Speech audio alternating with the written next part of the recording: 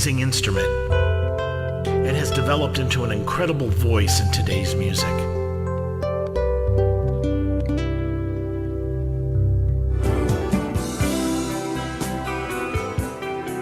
So many types of guitars, so many styles of playing, all sorts of gear. How does one make their voice be heard as a guitarist? My name is Jeff Floro, and welcome to All About Guitar, where we talk tone, we talk technique, we talk gear.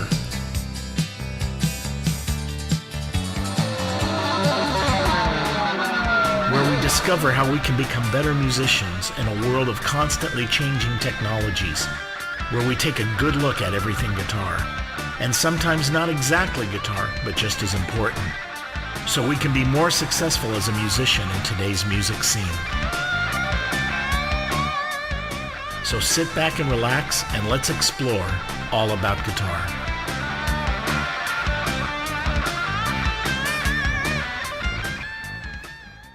Good evening, everybody. Welcome to All About Guitar tonight. As you can see, if you're watching us on Facebook Live, we definitely have a full house.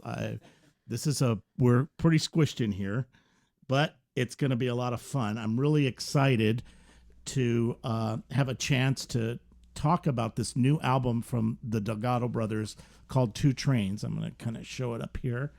And I am very fortunate. Joey's been on the show before, but I have all three of the brothers here. Joey on guitar, Bobby on bass, and Steve on drums. And we're going to talk about the whole concept of the album, from creation, the initial thing, all the way to the final recording of it. So I just want to welcome all you guys. It's great. It's really an honor to have you guys here on the show. Thank you, Jeff. Great to be here. Now, I'll start with Joey, or should I start with Steve? Who should I start first? Depends what the question is. The question is, what was the idea to start for the concept for the album? What was the... So I'll go ahead and start. We completed our album Learn to Fly in 2009, and after that was done, the intent was to follow up with another record immediately. And so, being what our work schedules and everything else, it just didn't really happen immediately. So I think it was in 2012 we had what was called a creative camp, and we actually sequestered ourselves in Palm Springs for 3 days, and everybody brought their ideas, and we went round table and okay, what do you got?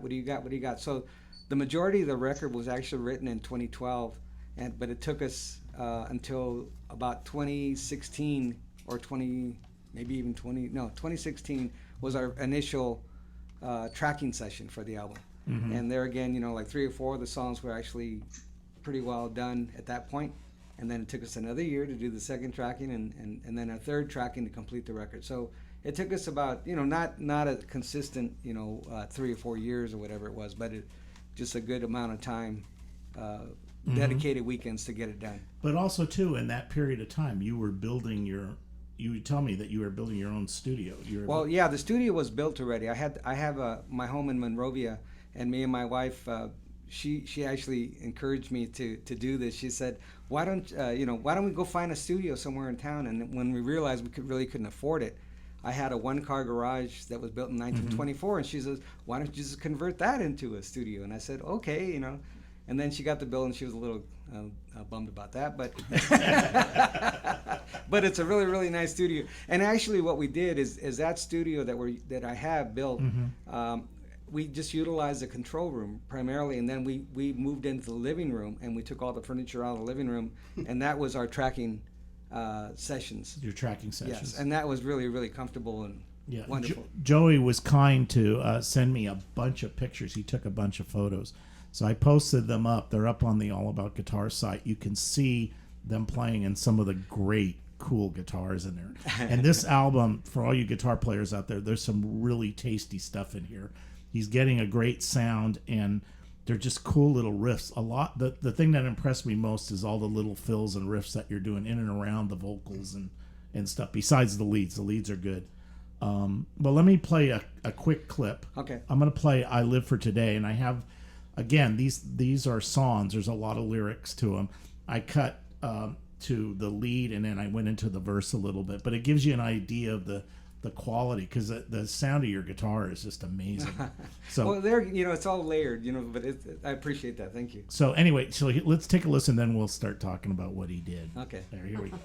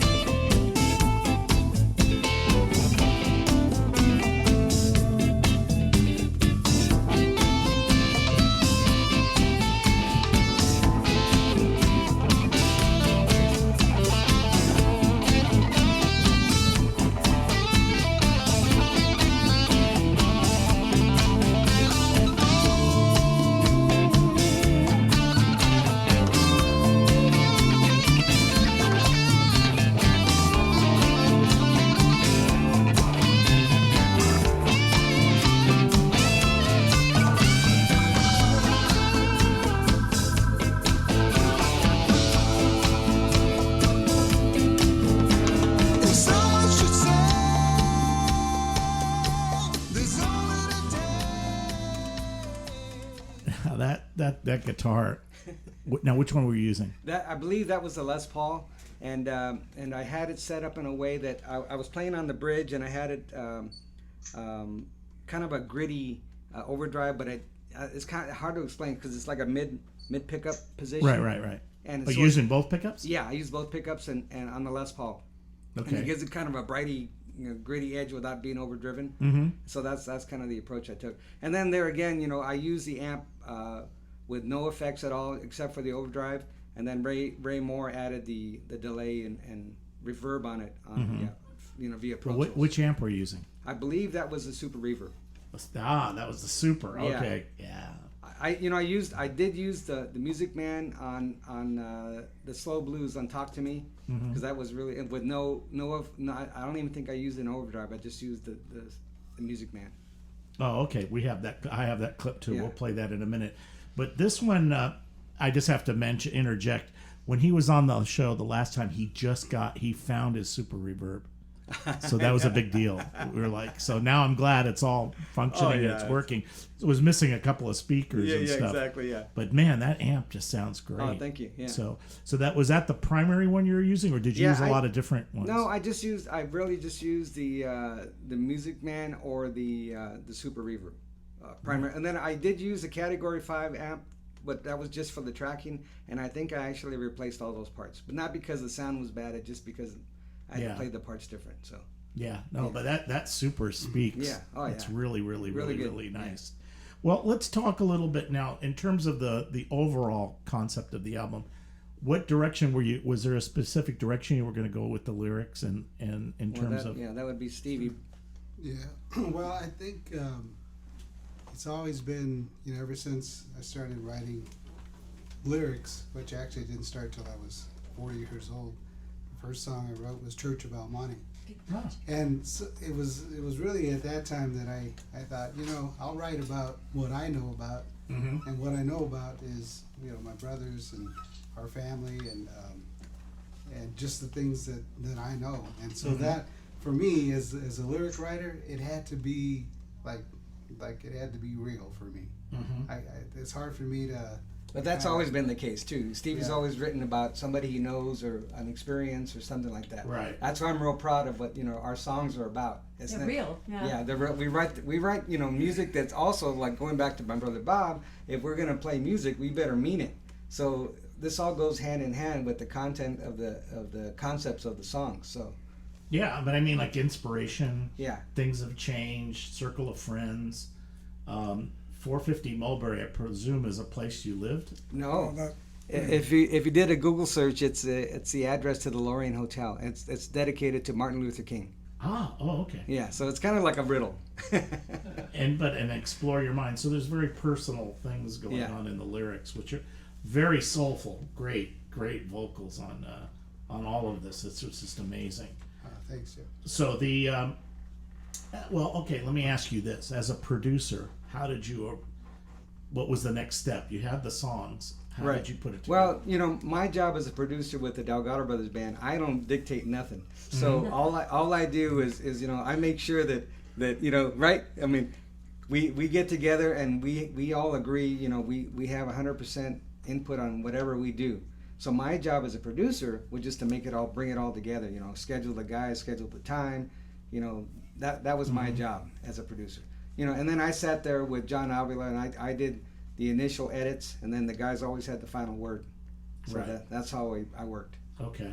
But it's about the team. I mean, Ray Moore, our audio engineer, incredible. He's a very creative, you know, audio engineer, and he knows what he's doing. And you know, we couldn't have done this record without him. No, it's extraordinary. The sound is good. I do want to ask Bobby to do something for me. Is play that bass riff that we just heard.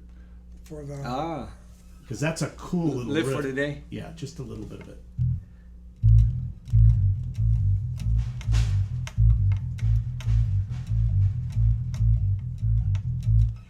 That's very cool. Because it kind of works with the other thing. And then also, too, I got to shout out to David Kelly. Oh, Amazing sound.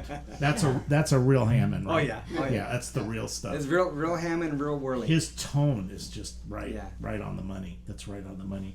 But the other thing I wanted to, well, let's talk a little bit. Your choice of did you do all the miking when you were miking the instruments? No, that's Ray Moore. That's Ray Moore. Yeah, so like for instance on the guitar, I sent you a photo of the guitar day that we did.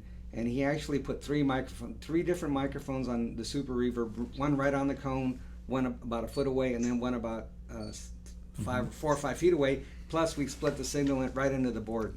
So, you know, we had plenty of sonic sounds to choose from, you know, and blending. That's good. So yeah, no, because that lets the amp breathe. Yeah. Just like with acoustic guitars, if you pull back a little bit, and well, definitely on the drums. If you can get the room where you can pull the mic back, you get that. Right. You move some air. You know, they sound fuller and better. Yeah. So, but yeah, no, that's great. So, what did you use guitar wise? You had the Les Paul, the 335. What else were you using? Like for instance on Talk to Me, I used the Barney Kessel big body guitar for the rhythm, and then I used the acoustic here, the Gibson acoustic. I use it on Ohana, Tennessee, and then that $20 pawn shop nylon string. I use that one on the River. Well, okay, we'll play the River next because I want to. This thing sounds great. I know. Tell me a little bit about this guitar. Well, we moved to Monrovia, me and my wife, about 13 or 14 years ago. 13 years ago, and you know, I'm walking around through the neighborhood and this old man is retiring and he's moving from Monrovia and he's having a yard sale. And every yard sale I go to, I ask, hey, do you have any instruments? And he goes, as a matter of fact, I do. He comes out and he has 5 guitars. And he goes, I don't know, give me $200 for everything, you know. And so I go, well, here's 40 now and I'll be right back, right? So I went home and I got cash and I went back and I bought all the guitars. And most of them were trashers, you know, they weren't that great. But the one nylon string had a really unique sound, I thought. And then my guitar tech, Dave Zaslav, really, really hated it because it was really hard to work on. But he got it to play, and that's what it was. That's, you know. So it's predominantly that, or did you use any steel string? Because there's a lot of guitars on that song. Yeah, that's the steel. I probably used the G&L Legacy, the Strat version of the G&L, and I think I used the Les Paul also, but. Okay, let me play the clip. It's a long one, and the reason I couldn't cut it down is there's just so much going on in this, and you got to listen to what he's doing. The classical is playing little fills and stuff like that, but there's these layers of these other guitars playing around, and you got to listen how he plays them against each other because they add together and it makes a different tonality. And so we'll break that down a little bit. But this is I'm going to play the whole thing because there's a lot of stuff going on, and then you're singing and he's playing around that. And then the percussion track, I mean, Ramon Banda and Ish Pineda was just incredible. And so this is the River, and take a listen, and we'll talk more. And this is an edit. I ganged a couple of things together. So I need to say one more thing. And then my brother Bob came up with a part, in the middle, and it's kind of like an ode to the 1960 television shows. And see if you could pick out the track. Okay, I hope I have it. I don't know what I have. Hope you didn't cut that part. Yeah. No, we'll see. But it's All right, it's let me all right. play this. Yeah, I'm just a bass player.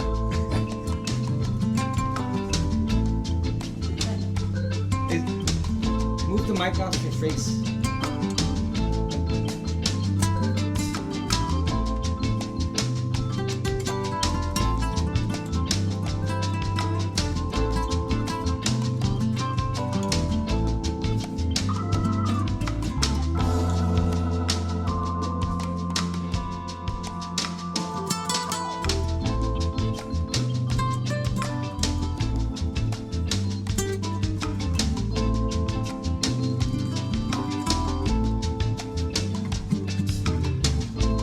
Looking for a place to stay.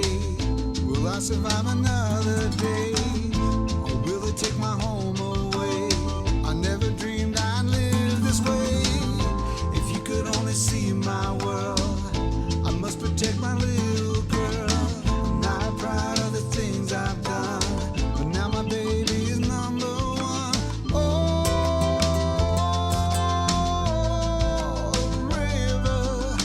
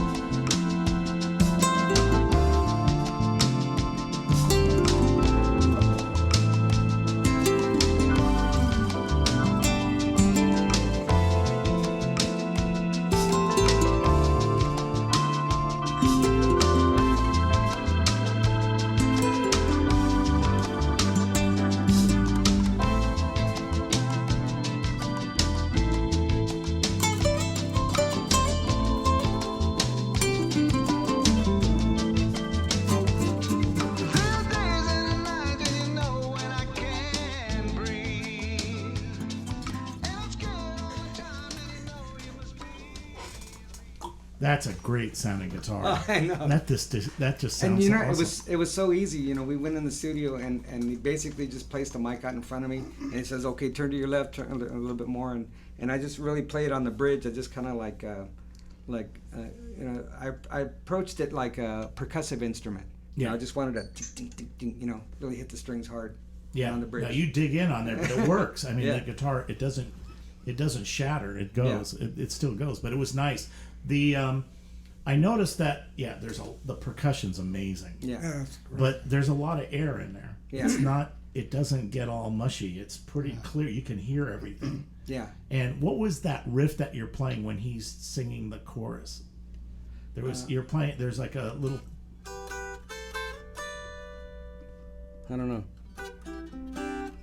Thought it was like an arpeggio. Da da da da. Oh, Oh, okay. 'Cause it's really nice. It comes in and out. It's like it's in there, and it Yeah. just like. And then- I got to be honest with you though. When I was recording the part, I didn't know the changes at the time, so I just made the riff up as. That's the Sometime- best way sometimes. Yeah, right? it's, Organic, it's those happy accidents that really work. And then that bass, the bass line in there. Now, what was the thing? Did I catch the No, thing? you No, I didn't, didn't no. catch it. But I have Play it, Bob, just I have play a it. 19, Yeah, play it. 1968 P bass I use with James Jameson. What do they call those strings? Those they're like cable. Mm-hmm. It's got a real deep sound to it. So it's just let's see.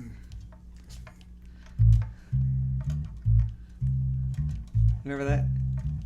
So it's like I think it's the original Mission Impossible theme, Yeah. but we put that in there. You know, Put it's that in with a breakdown. well, because we thought that the song was very thematic. It was kind of like a theater setting.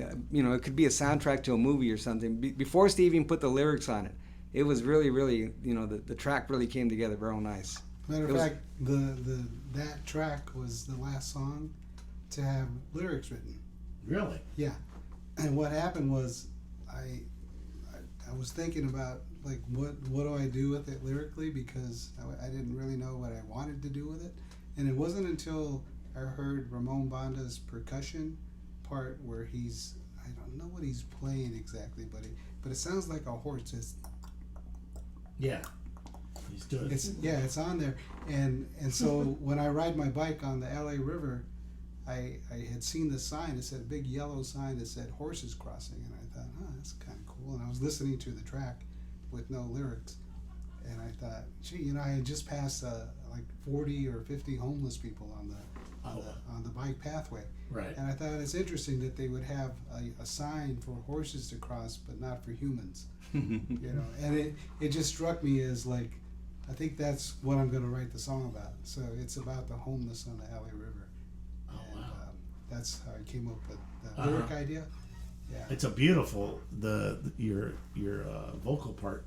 Great, soulful, really just beautiful stuff.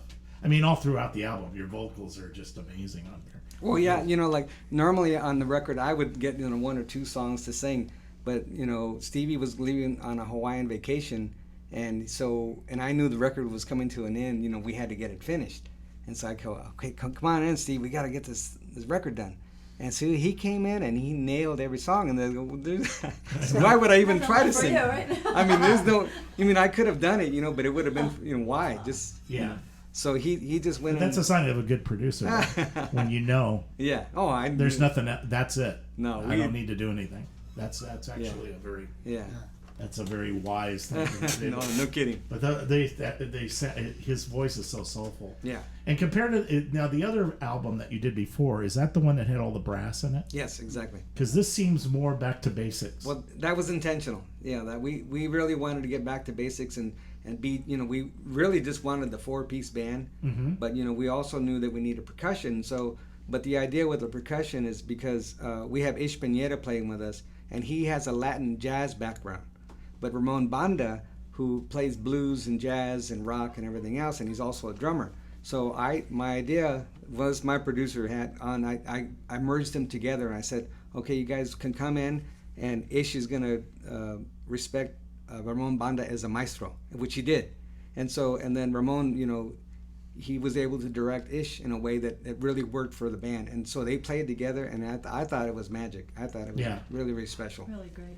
Not that I don't want you guys to do more brass stuff. I really like those brass arrangements Well, that you did. Nudge, nudge for the next album. Yeah. But, I mean, it was. But this is a great. It's a solid 4-piece. Yeah. Basically, I mean, yes, the percussion, the little highlights are great, but I mean, it's very solid and full. Yeah. Well, and then the other thing I think we think about too is a lot of bands fall into the trap of having special guests on the record, and I think that this distracts from the band itself. So we really deliberately wanted to keep it, just the Delgado Brothers. But then there's, you just have to have Teresa James on a background, song, and you have to have, background vocals on some things, and and we could have done the background vocals, but I thought to have the rhythm tramps on most of the background vocals was a nice touch too.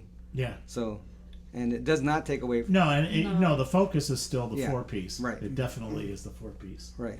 Yeah, I also want on that note give credit to John Avila for actually arranging a lot of the background vocals. Yeah, he's very, very good at that. Well, he becomes the fifth Beatle at that point. When we're Yeah. mixing and editing, he really has a lot to say, and he gets really excited about what we're doing. So how much did you let him go when you got to the mix down? Did you basically let him give you what he thought and then go from there, or did you? Well, when we went to him, when we finally got to John Avila, the record was pretty much done, and so his job is to gather all the pieces together and bring it up. So as a producer, I sat there and watched him, do his thing, And then we all, like I said, we all had to say, where's that part at that we had, and, we were very, very careful not to let anything get by us.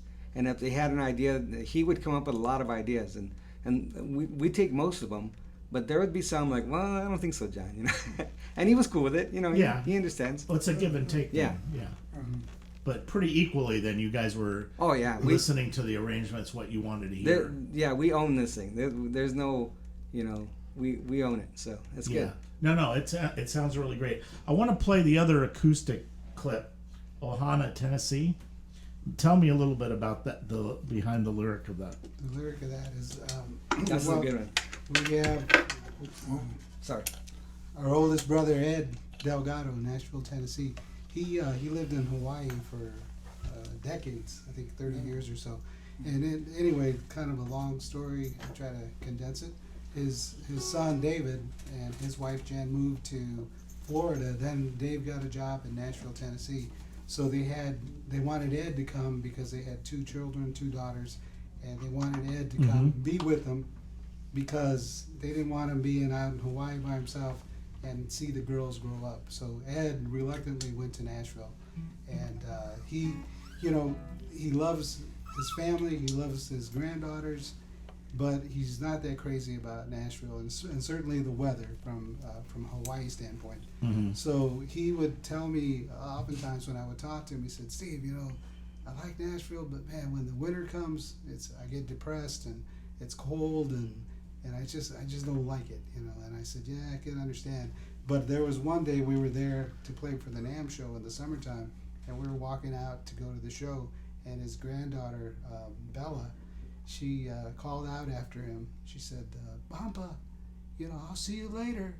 And he had been telling me about how much he didn't like Nashville, and I said, well, Ed, looks like you're stuck. And with that little voice telling him that that she was going to see him later. So I knew then that even though he doesn't like Nashville, I think he likes it now. But it's the draw of his granddaughter. So I had this. Joe had the riff idea, and I was thinking about how do I make this about Brother Ed?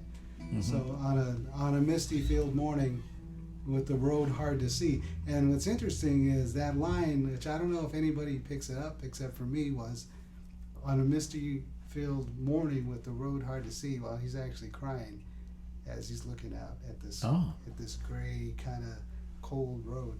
And that was the beginning of the song. So Ohana, Tennessee. Ohana meaning family in Tennessee. Oh, the Ohana's the means family in Hawaiian. Family. Yeah.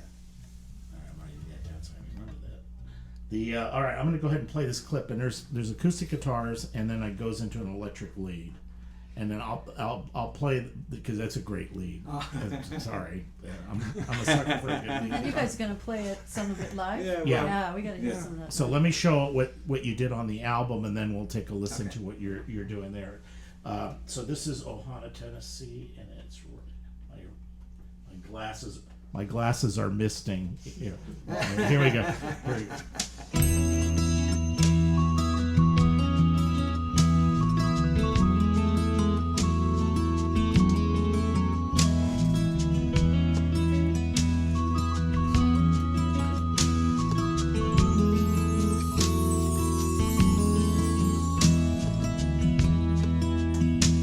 On a misty field morning, the road hard to see. Had a thought of a palm tree swaying in the breeze. I remembered warm evenings and sweet harmony. Feeling so warm washed right over me. I keep thinking that I could break free, but your love has a strong hold over me. There really is nothing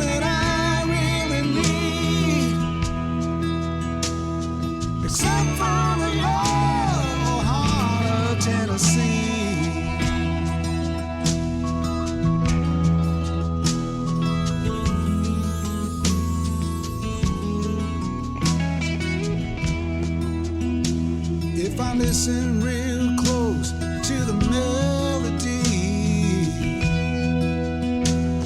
The guitar picking so effortlessly. Sometimes see the light shine through the tree. The amber red sunset takes me down to my knees. I keep thinking that I could break free, but your love has a strong.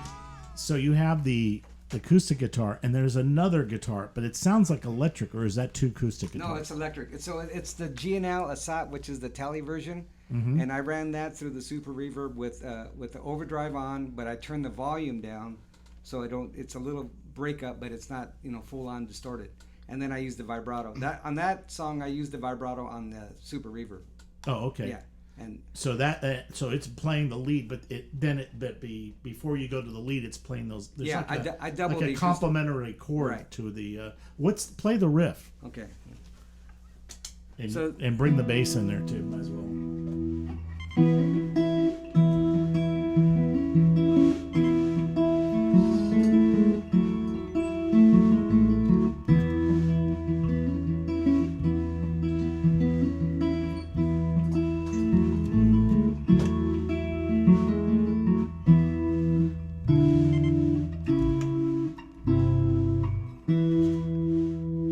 Something like that. So it just kind of like, and then what I liked about it too is like, so I go.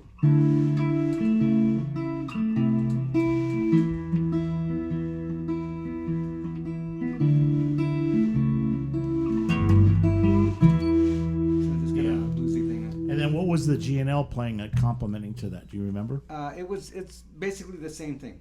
I Oh, just okay. layered it, and then I would do Because it was doing something higher up. See, well, I'm in the key of E.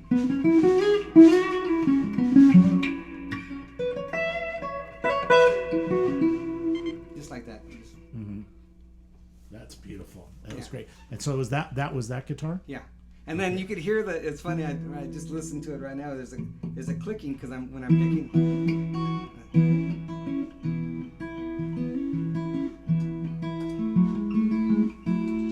I have a tendency to tap the guitar when I'm playing the part. So, you could hear it on the It's track. very sensitive. Yeah. No, we had talked about that before on the other show. Yeah. His finger picking, your influences, because there's a lot of folk in it. Yeah. In the way you're playing. And Well, when you're- and then I thought a lot about that. You kind of gave me a hard time about. I think I hear more than James Taylor, and I did listen.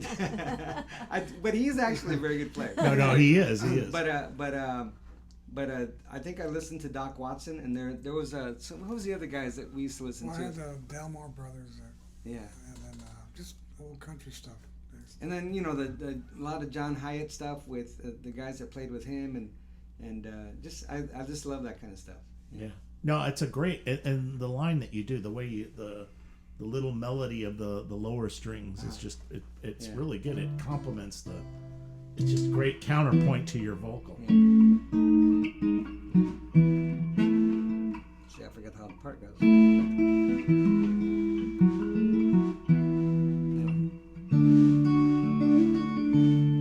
But that's a folk thing. What he's Yeah, doing is yeah. a folk thing. That's not really a country thing. Though the licks that you're doing on the ASAT are country, little country things. Well, that's the tally. You're kind of doing you're trying to mimic Well- a pedal steel. Well, and think about it. The concept was Ohana, Tennessee, so I try to stay with a Nashville vibe. So that Yeah, it definitely has that and vibe. then the acoustic part was supposed to be like a slack key, Hawaiian style slack key. So anyway. But it works. I love it. You're a great finger picker. I love your finger picking. It's great you. stuff. I'm gonna do a non-guitar question right now. I want to ask a little bit about what you used for your kit on the sessions. Were you using this set? Yeah, pretty much what you see. And tell us Except- a little bit about this. Well, this particular snare drum, it's actually new for me. I used a Ludwig Supraphonic snare that I had just bought, which I loved a lot. But my good buddy Dan Jacobson sold me this Anton Fig signature snare made in Japan. Dan Jimenez. Dan Jimenez. Yeah. Sorry about that. Sorry, Dan. and anyway, so I've been using it ever since, and I like it a lot. And it's really a basic set. Can you pop that up for a minute so they can see it on the camera? Yeah, What's interesting about this snare is usually the rim of a snare is metal. This is laminated. What is that? Maple. I think it's maple. Maple. So look at On the inside, the rims of it. It's maple. and the lugs are all inset into the wood. And Yeah. same with the bottom. See that? That's a good size snare on there. Yeah, these are the fattest ones I could find. The broadest. Yeah. I think But it's I a mean 40.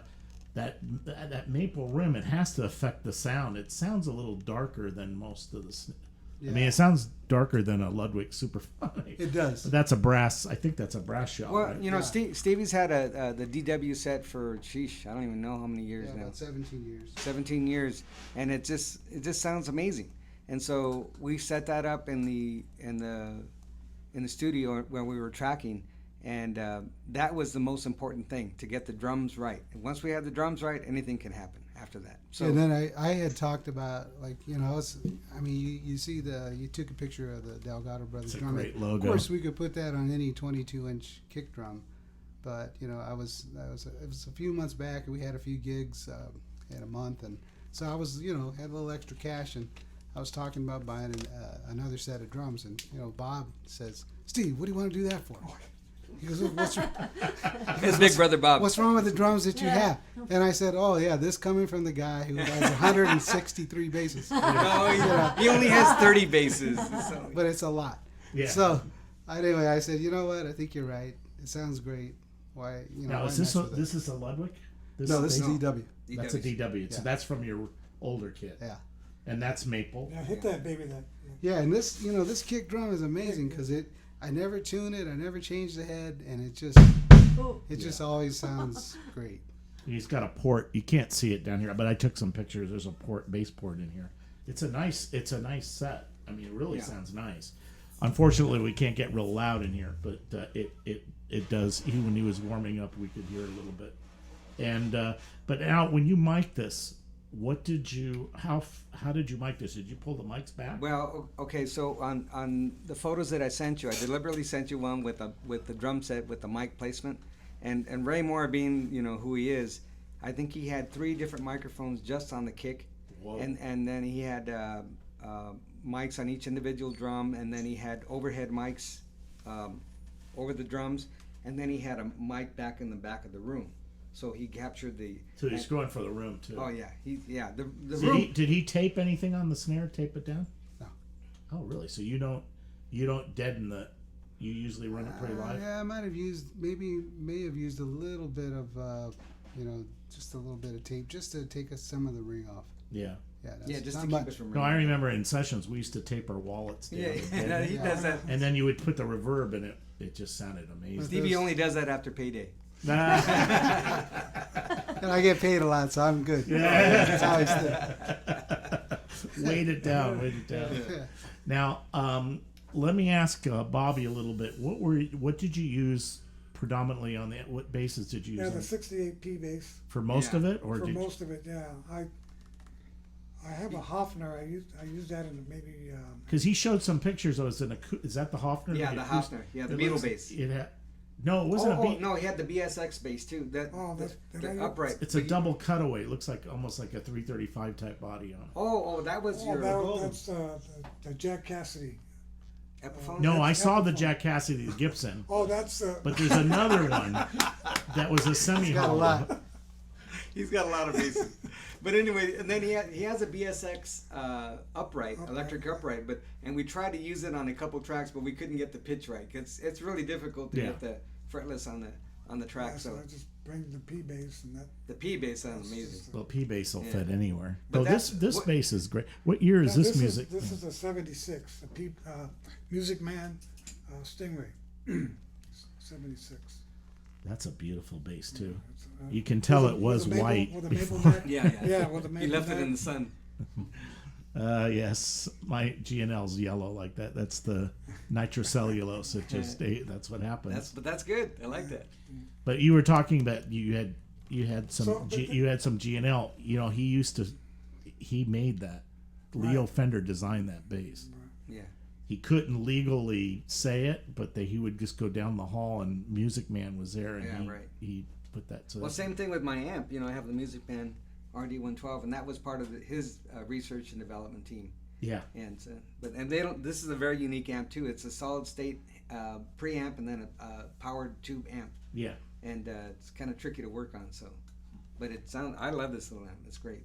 They were popular. They're loud and yeah. Everybody, punchy. Whenever I take it to a show, I had one of those. Yeah. And then they go, heavy too. Man, and very heavy. Well, I call this the Chris Kane model. Chris Kane has used this forever. The same amp.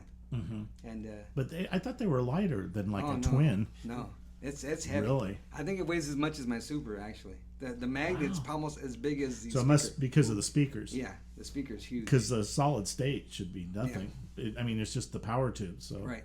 But those are nice amps. Yeah. That were really, and there was a little mod that you could do where you could gang. There was a little thing you could buy that would go through the reverb. Jackson Browne used to use it, and it would give them distortion, and it would use the reverb tube, and that's how we get that really gritty distortion. Yeah. They used to use it on there a lot. That's funny. I remember them at NAMM. They were showing that little guy. It's pretty interesting. Now, did you use the? Let's talk a little bit about what you're using here. This is an interesting system. Well, this is I got a Mark bass cabinet, 12-inch, Mm-hmm. and then this is more or less my practice amp, and it's a GK 200, Mm-hmm. and then I'll use the DI box. Sans amp. Yeah. He has a Sans amp, but it's more. Is it just a DI or does it have the distortion in it? Why not distortion? Or overdrive. Yeah, like an overdrive. So you uses that to get gritty, but that little GK, that thing weighs like about 2 ounces. Yeah, right. And how much power does that have? Is that 100 watts? 200 watts. I think it's 200 watts. I think it's really light. It doesn't Yeah, even. you put that in your backpack. But on the recordings, I went direct. Yeah. Just all so, direct. Yeah, Direct, there again, Ray Moore, the engineer, he has all these amazing old vintage tube preamps, and so you run a bass through that, man, it sounds fat. You don't have to do nothing. So it's not. It's people have the misconception of going direct to the board, but not like this. When you use the right stuff, it sounds incredible. Right. So he compressed it a little bit to even it out. and- Do you use compression live when you play? No. Okay. Because a lot of people like that to even it out and fatten it up, but yeah, we're old school, man. Yeah. I can't use a compressor. I've tried using a compressor and it makes me crazy. So, yeah, it definitely it's an effect. Yeah. It's definitely. But speaking of, tell us a little bit about your pedal board. I'm going to kind of sneak over here and try to take a picture of it. Okay, well, you got some other stuff on there from last time. Yeah, it's the same. I've had the same pedal board for many years. The latest addition to it is my little LED light, which actually costs as much as one of my pedals. But it's it's really cool. It turns red, and I like it. Anyway, and then I have the Wazoo. What is this? The Voodoo Labs wallet pedal, and I have this one effect that I really like that I use on the record. Let's see, where is it at?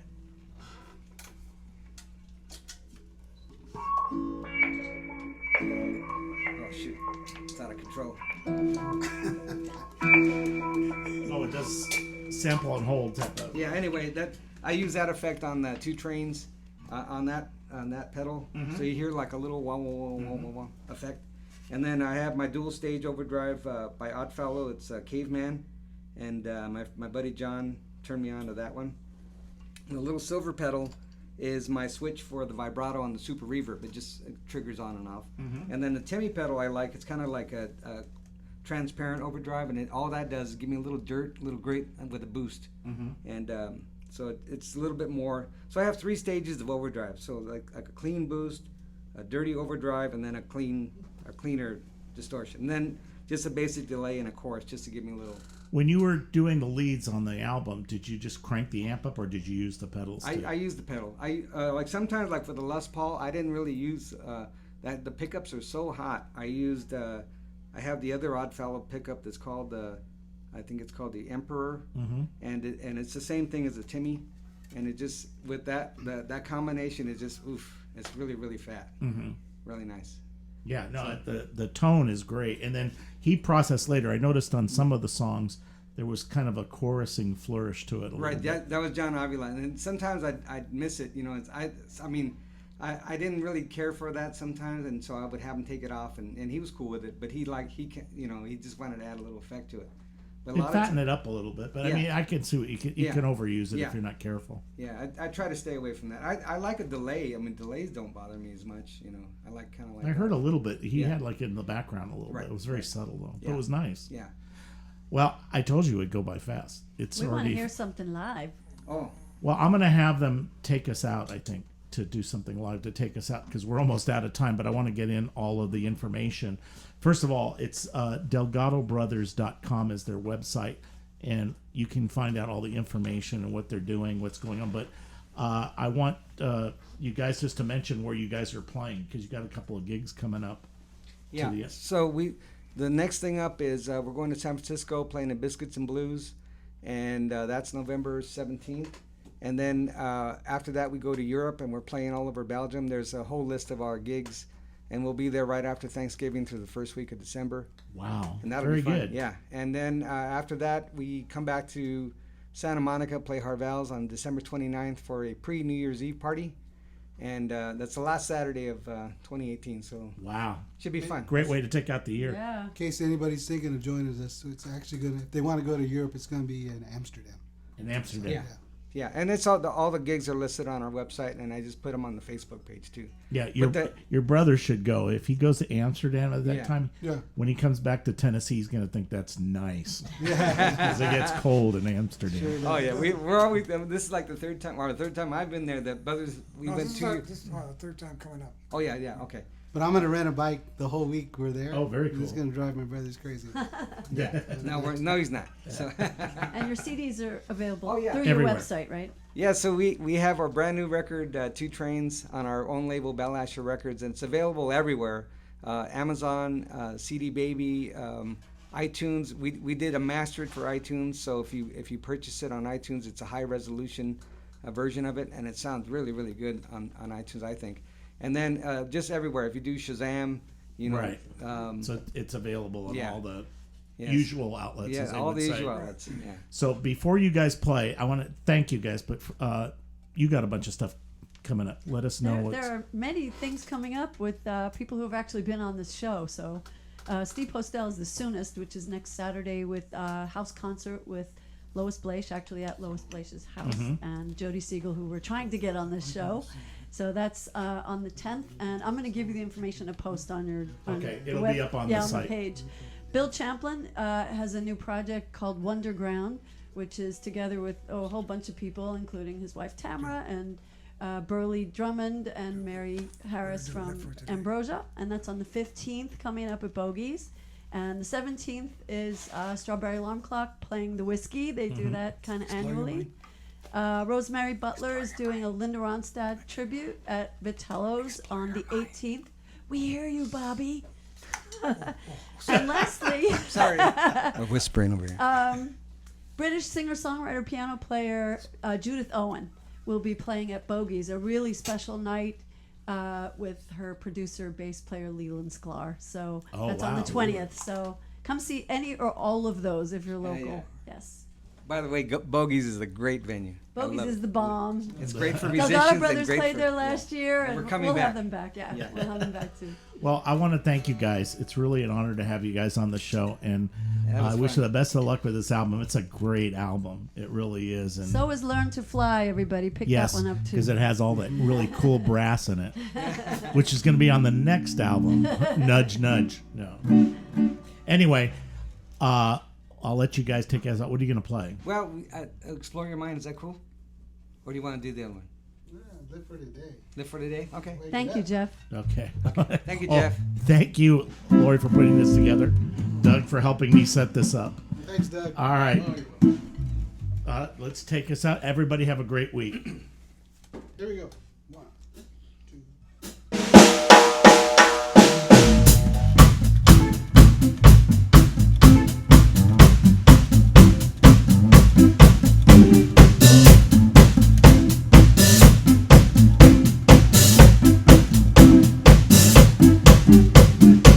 We don't do what we often say.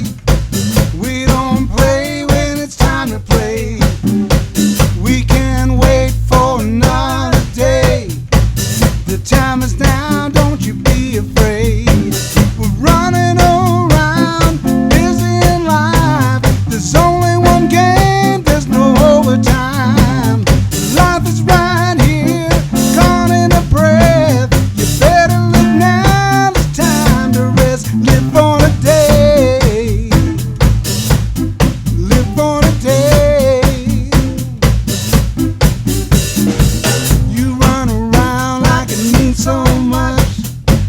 forget to feel.